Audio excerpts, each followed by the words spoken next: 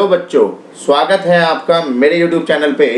आज जो हम डिस्कस करेंगे वो है हमारी वर्कशीट नंबर 33 9th क्लास की। बच्चों यहाँ पर ये वर्कशीट है और सब्जेक्ट है आपका हिंदी। डेट है आपकी 18 नवंबर 2020 और यहाँ पर हमेशा की तरह बच्चों आपको अपना नाम लिखना है और यहाँ पर क्लास टीचर का नाम लिखना है। तो स्टार्ट करते हैं। बड़ा अच्छा टॉपिक है आज का, अलंकार से रिलेटेड हम आज पढ़ेंगे और सारा डिटेल में बहुत अच्छे से हम इसको क्लियर करेंगे। तो जल्दी से आप न्यू यूजर हैं तो सब्सक्राइब कर लीजिए विद बेल आइकन, जिससे कि आपको नोटिफिकेशन टाइम टू टाइम आपको मिलता रहे। ठीक है बच्चों, तो लाइक जरूर करें। और यहाँ पर जो टॉपिक है उसको स्टार्ट कर रहे हैं हम। मनुष्य एक सौंदर्य प्रिय प्राणी है, अर्थात अधिकांश मनुष्य को सुंदरता आकर्षित करती है। कोई भी मनुष्य है उसको ज्यादातर जो मनुष्य होते हैं उनको सुंदरता आकर्षित करती है।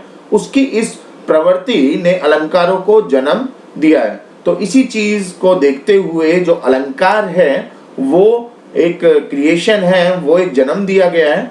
उसमें यहाँ पर बताया गया है बच्चों, अपनी उम्र, क्षमता, ज्ञान, आयु और लिंग के अनुसार सभी किसी न किसी विचार, व्यक्ति, वस्तु, रचना की सुंदरता के कारण प्रभावित होते हैं। कोई ना कोई किसी न किसी विचार, व्यक्ति, वस्तु, उम्र, क्षमता, ज्ञान, आयु, लिंग के अनुसार इस तरह से वो प्रभावित होते हैं जो कि उन्हें अच्छी लगती है, जो भी उन्हें अच्छी लगती है। इनमें से कोई भी हो सकती है। किसी भी व्यक्ति, वस्तु की सुंदरता दो कारणों से होती है। कोई भी वस्तु, व्यक्ति की सुंदरता दो कारणों से ही हो सकती है, या तो वो भारी रूप से वह सजावट, या दूसरा होता है आंतरिक, जो कि गुणों पर आधारित होता है। तो या तो अंदर से गुणों के अनुसार होगा, या भारी रूप मतलब वो जो सजावट करते हैं उसके हिसाब से होगा। ठीक है बच्चों, इसी तरह कोई रचना भी अपनी भारी रूप के कारण सुंदर होती है। इसी तरह से जो रचना है जो हम पढ़ेंगे आज, वो भी भारी रूप के कारण सुंदर होती है। तो कोई अपने अर्थ या गुण के कारण, तो यहाँ पर बच्चों बताया गया है, तो कुछ तो भारी रूप के कारण होती है और कोई अपने अर्थ या गुण के कारण भी होते हैं। कवि या कलाकार सामान्य मनुष्य की अपेक्षा थोड़ा अधिक बुद्धिमान और कुशल होता है। जो भी कवि या कलाकार होता है वो नॉर्मल मनुष्य जो आप मेरे जैसे हैं उनसे कुछ ना कुछ बुद्धिमान और कुशल होता है। वह ऐसी रचनाएं करना चाहता है जो सौंदर्य के कारण लोगों को आकर्षित करे और लोग उसे पढ़े। क्योंकि रचनाएं जब वो कवि और वो करता है तो कुछ ना कुछ इस तरह से जोड़ देते हैं वो, जिससे कि वो आकर्षित हो जाता है, लाइनों को पढ़ते ही आकर्षित होने लगते हैं। किसी रचना को सुंदर बनाने और सजावट करने का तरीका या साधन ही वास्तव में अलंकार कहलाता है। टॉपिक ही हमारा अलंकार है बच्चों। तो जो भी रचना सुंदर बनाई गई है या सजावट अलग अलग तरीके से सजावट की गई है, उसी को बच्चों हम क्या बोलते हैं? अलंकार। अलंकार का मतलब क्या है? यहाँ पर अलम का मतलब होता है शोभा और कार का मतलब होता है करने वाला। इसी से अलंकार बना है। तो अलंकार का अर्थ होता है बच्चों शोभा करने वाला, या आभूषण, गहना या जेवर। ये तीन में से कोई ना कोई मीनिंग होता है अलंकार का। ठीक है बच्चों, जिस प्रकार कोई स्त्री कितनी भी सुंदर हो लेकिन गहना उसके शरीर की सुंदरता को और बढ़ा देता है। कई बार आपने देखा होगा किसी भी स्त्री को, जैसे कि ये स्त्री यहाँ पर दी हुई है, तो यहाँ पर गहने हैं तो थोड़ी सी सुंदरता इसकी पहले से बढ़ जाती है। इसी प्रकार अलंकार एक ऐसा साधन या तरीका है जो कविता की बनावट, शब्द, भाव और अर्थ की सुंदरता को बढ़ा देता है। इसी तरह से बच्चों अलंकार एक ऐसा साधन है या तरीका है जो कि कविता जो भी उसमें लिखी हुई है, अगर अलंकार यूज किया गया तो उसका शब्द, भाव और उसका कुछ ना कुछ चीजें चेंज हो जाएगी, सुंदर बन जाती है।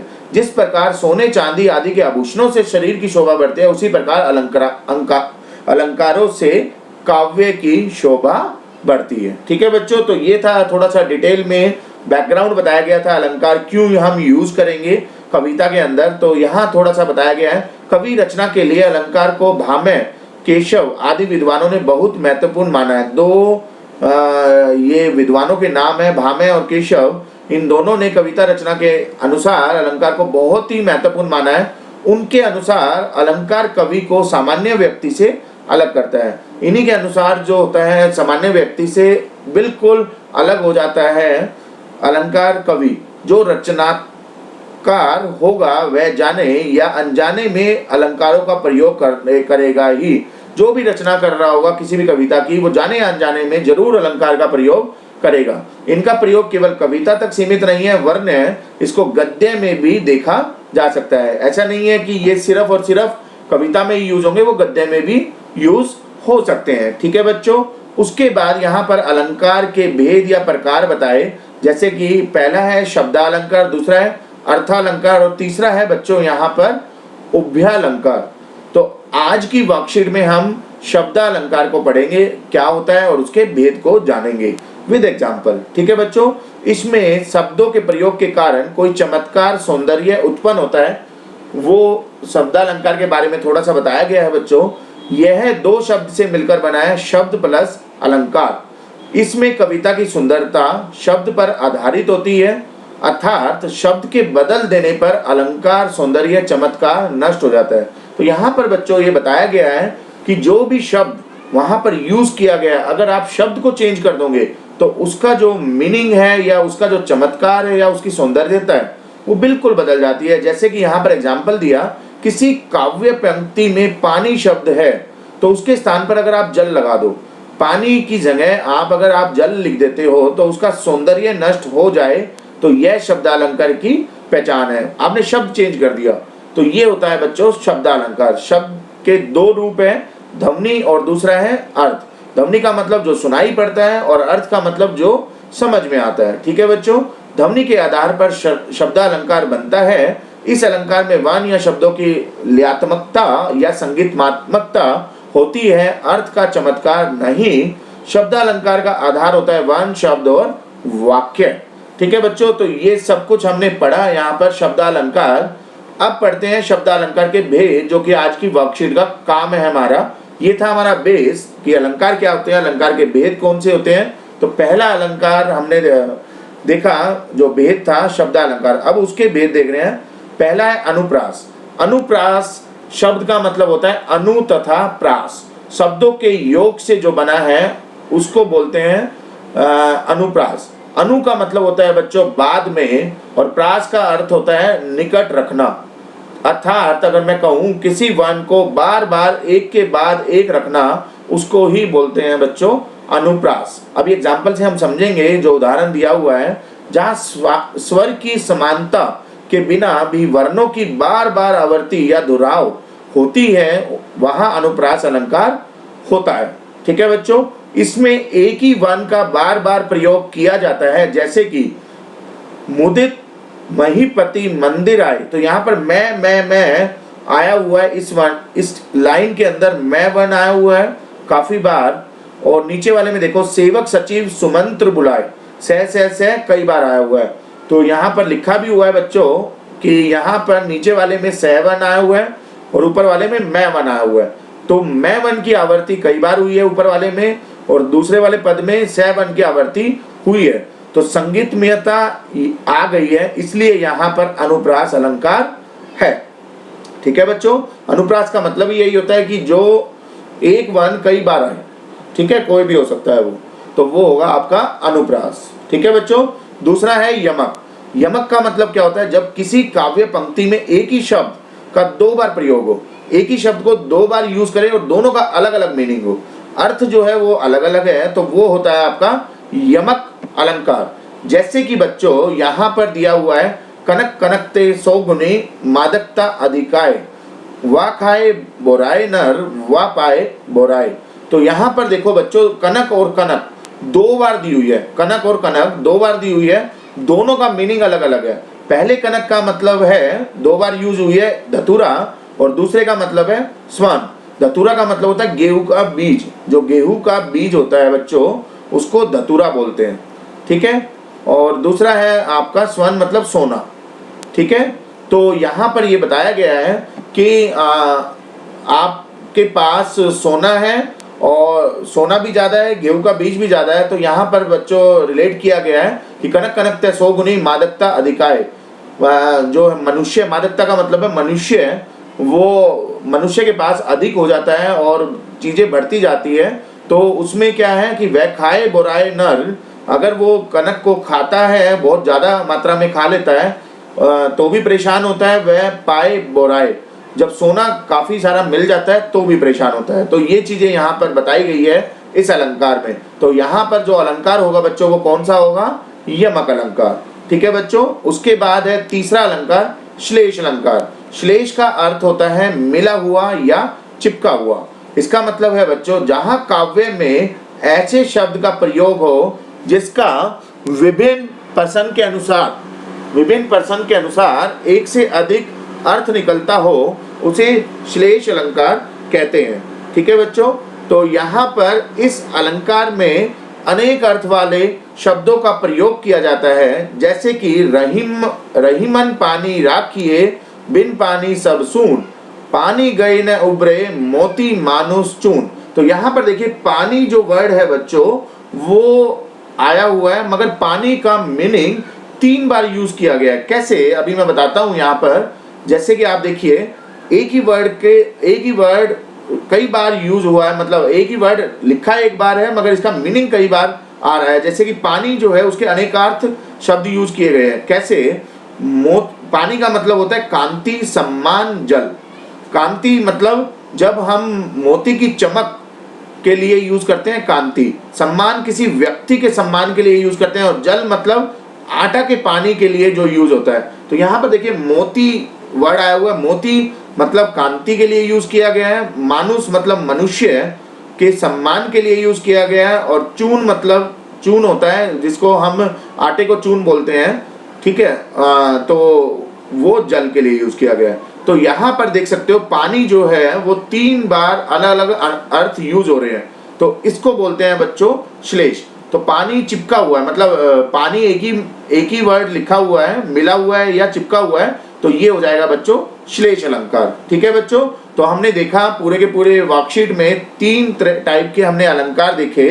तो तीनों टाइप के अलंकार में अब हम यहाँ पर देखते हैं निम्नलिखित पंक्तियों में कौन सा अलंकार है और क्यों है। तो यहाँ पर बच्चों कुछ वर्कशीट में क्वेश्चंस दिए हुए हैं और इसका रीजन भी आपको देना है ये क्यों है।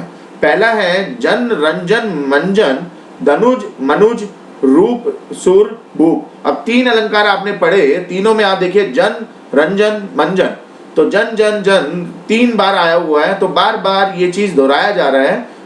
तो इसको बोलते हैं बच्चों क्या? अनुप्रास। अनुप्रास बहुत सिंपल है, जो कि बार बार दोहराया जाए, अनु प्लस प्रास। ठीक है। तो इसको बोलते हैं हम अनुप्रास अलंकार। तो दूसरा क्वेश्चन है बच्चों, माया महा ठगीन हम जाने, त्रिगुण फास लिए कर डोले, बोले मधुर बानी। तो दूसरा क्वेश्चन यहाँ पर लिखा हुआ है बच्चों, अर्थ मैंने समझाया हुआ है क्योंकि क्यों है ये भी आपको बताना है। यहाँ त्रिगुण वर्ड यूज किया गया है। इस शब्द में श्लेष की योजना हुई है। इसके 2 अर्थ है। एक मतलब है 3 गुण, सत्व, रजस, तमस। 3 गुण मतलब है इसके सत्व, रजस, तमस। और दूसरा अर्थ है बच्चों 3 धागों वाली रस्सी। तो यहाँ पर बच्चों एक ही वर्ड के 2 मीनिंग निकल रहे हैं। ठीक है। एक ही वर्ड के 2 या 2 से ज्यादा मीनिंग निकलते हैं तो उसको बोलते हैं हम क्या? उसको बोलते हैं हम श्लेष अलंकार की योजना हुई है, और इसलिए हम ये इसको बोलेंगे श्लेष अलंकार है। ठीक है बच्चों। उसके बाद है अगला जो क्वेश्चन है हमारा इस वर्कशीट का 3rd, मैया मोरी मैं नहीं माखन खायो।